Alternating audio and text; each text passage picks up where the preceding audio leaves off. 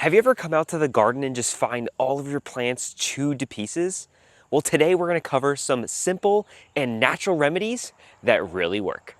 In this video, we're going to talk about the most common pests we all struggle with, signs to look for, and how to get rid of them with things that we already have in the garden and at home. So if you're ready to protect your garden from pests, make sure you like this video and subscribe to our channel to put a protective aura around your garden. And be sure to comment the pests that you deal with the most down in the comments. Prevention and maintenance are keys to overall success in the garden. If we can prevent the pests from ever coming, we're in a really good place. So before we get into the remedies for those most common pests that we see in our gardens, I want to show you 5 simple things that you can do to prevent them from the start. First is build healthy soil. The science is there.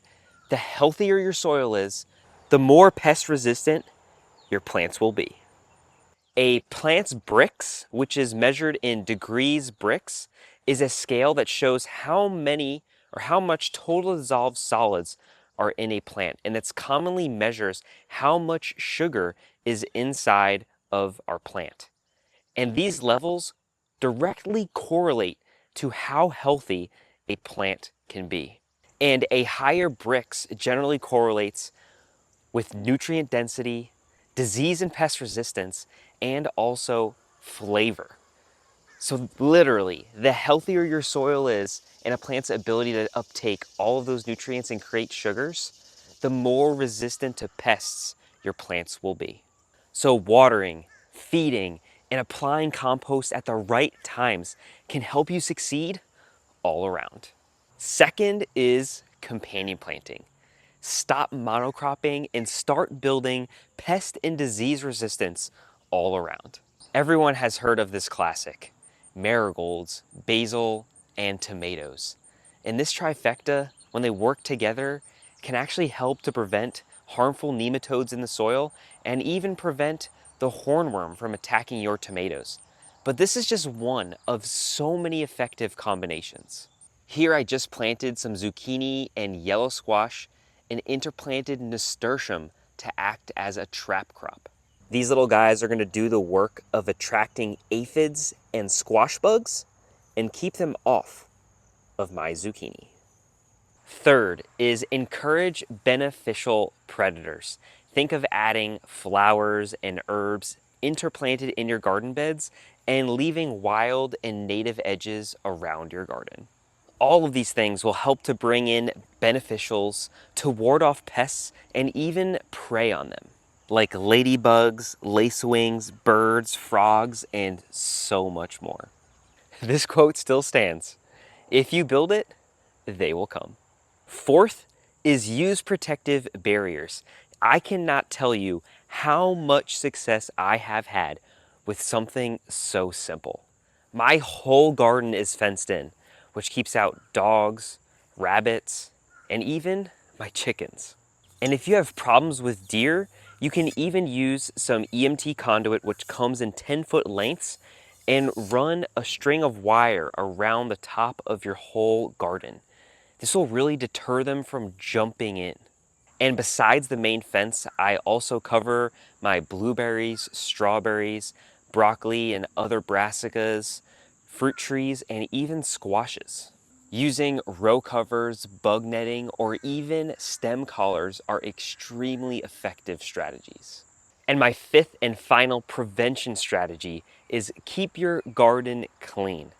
It's amazing how simple something as removing dead leaves, fallen fruit, and pulling the weeds can keep your garden pest free. Get rid of their homes and easy food, and you'll just keep them searching elsewhere.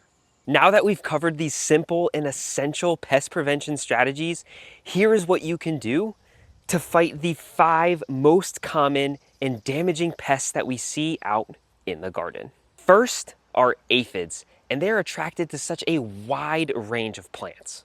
The most common signs are curled leaves, some sticky residue, and most often, what seems like hundreds of thousands of aphids just swarming all over your plant. A simple remedy, just blast them off your plants with a stream of water. Just get them off your plants and they will have a really hard time coming back. You can also attract ladybugs, which are a major predator and actually eat aphids. But don't go online and ship one of those boxes to your home. Those are non-native ladybugs. And once the aphids are gone, so are they. So focus on planting more herbs and flowers in your garden, like sunflowers, nasturtiums, marigolds, cosmos. The list goes on. But this just hammers on the importance of incorporating more herbs and flowers in your garden. Next, let's talk about the dreaded squash bug. And you know what? I'll even throw in the squash vine borer, because both of these garden devils will take your squashes from looking like this to this within a matter of a day.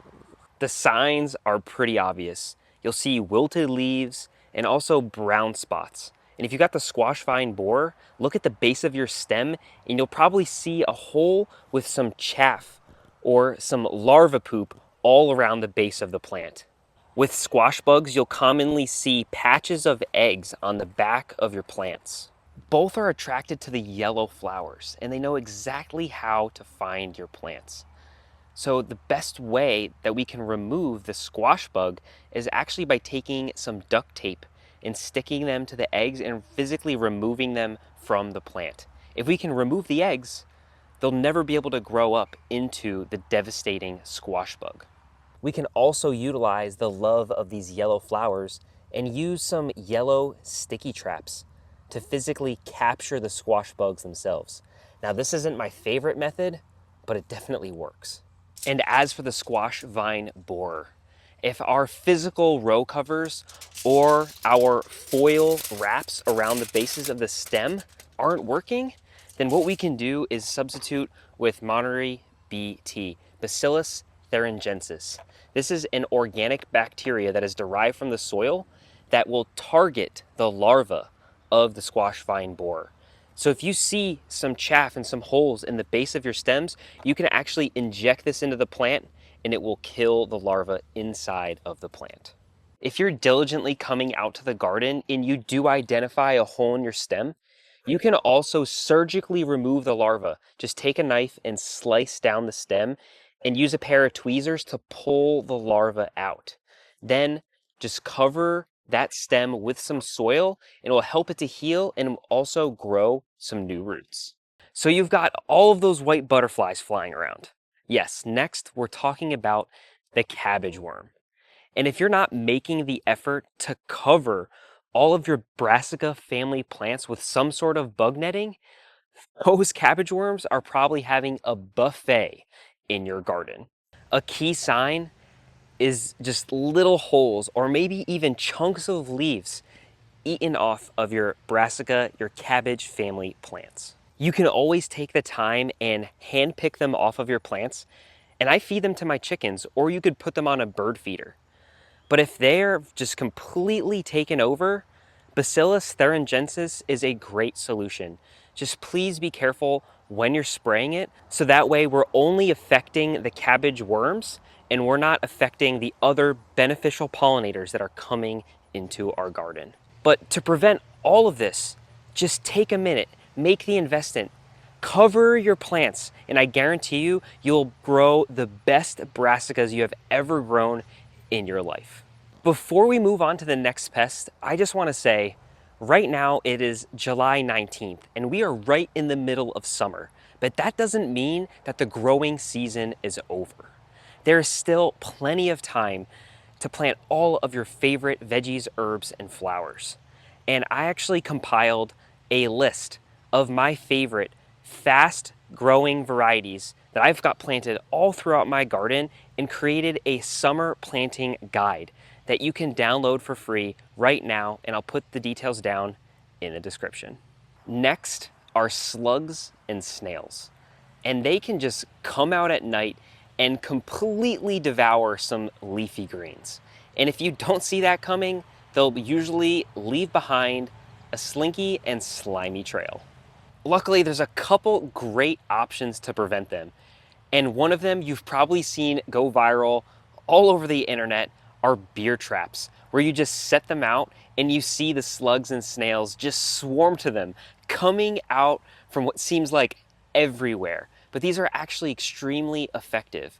Just take a small bowl or plate and bury it just slightly into your garden, enough where they can crawl in, and eventually they'll just drown in the beer. You take it out, you pour it out, and reset your traps as needed. Or we can use food-safe diatomaceous earth. What this does is actually scratches the outer coating of the slugs and snails and helps to dry them out and eventually kills them. So you can actually sprinkle this right on top of the soil around the base of your plants, and it'll probably be the last time they try to crawl and eat your veggies.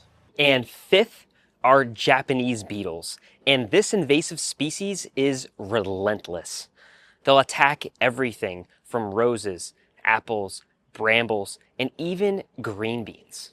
They'll completely skeletalize leaves, and if you see one, you'll probably see a dozen or more. A great remedy is to use a trap crop like pole beans. I've got these planted all around the border of my garden. So instead of the beetles infiltrating and attacking everything that I really care about, they'll be stuck around the border. And all I have to do is come around with a bucket of water, smack them inside, and then I've got some beetle soup that I could just feed to my chickens. These pheromone traps have become pretty popular, and honestly, they work pretty well. But they can actually negatively affect your garden because they can attract even more beetles to your property. So just think about where you're going to place them.